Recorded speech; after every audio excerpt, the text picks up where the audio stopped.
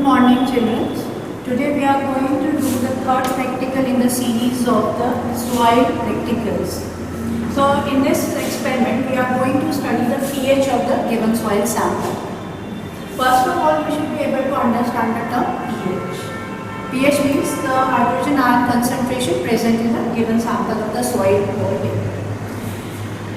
Now the requirements of this experiment, it includes soil sample which is collected from different sites, distilled water, universal pH indicator and beaker. Now for this experiment, what we are going to do, we are going to select any one of the soil. I will select. First of all, I will take the sample from A. Okay. So you will have to take out approximately 25 gram of soil sample in a beaker.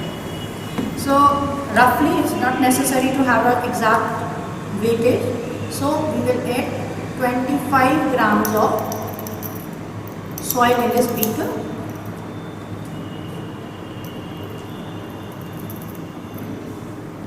Now this will be about 25 ml. You can take a little bit more. Tap it properly. Now we are going to add distilled water to it. Distilled water does not have any ions in it or any chemicals, so it will not hamper your result. If you take simple tap water, it is going to have an effect on the pH of the soil. So I am going to add distilled water slowly to it, so as to make a suspension, or you can say it's slurry. Mix it properly. You can use just your fingertip and mix it in this manner. Make it a proper slurry. Now it has been done. It is properly mixed. Now I am going to add this pH indicator. That is, this is a universal indicator. We will have to add only a few drops of this indicator into the given sample. See, I will add it. I am going to add.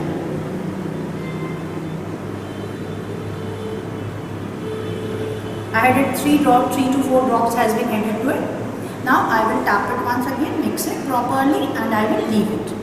I will leave it for some time. Just keep it undisturbed.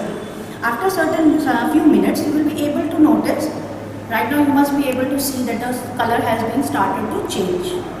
There has been change in the color. Just wait for a few minutes so that the proper color is there.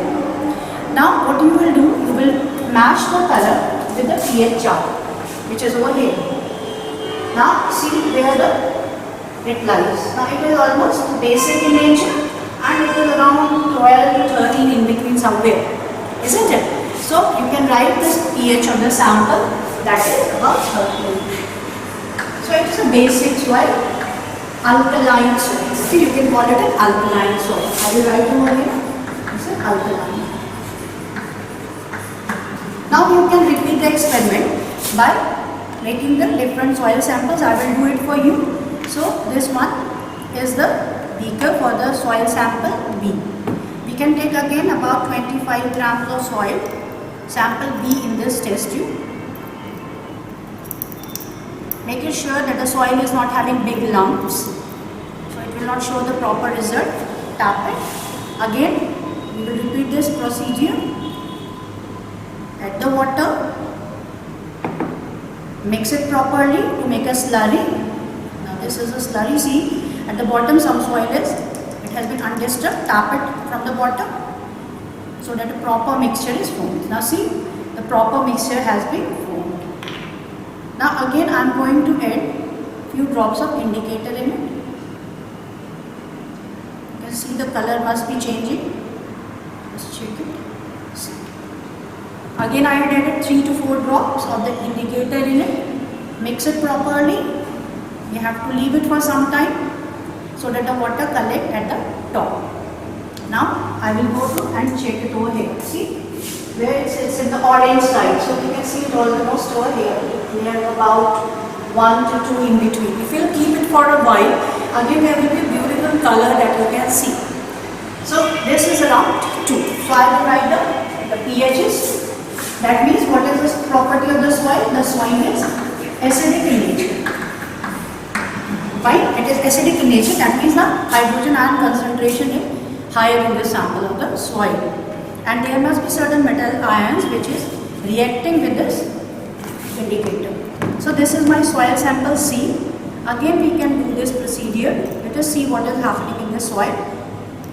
If you see the texture, I don't know whether you will be able to see the texture. It is almost sandy in nature, see. So I am again taking approximately 25 gram of soil, tapping it a little and then adding distilled water to it. See, little amount of distilled water is added. I will repeat this procedure by mixing it to form a slurry.